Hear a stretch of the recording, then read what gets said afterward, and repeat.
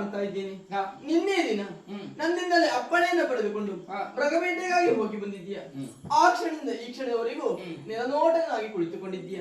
ಈ ನಿನ್ನ ಮೂಲಕ್ಕೆ ಕಾರಣ ಏನೇನೋ ಈ ತಾಯಿ ಬಳಿ ಹೇಳಬಾರದು. ಏನಂತ ಹೇಳಮ್ಮ?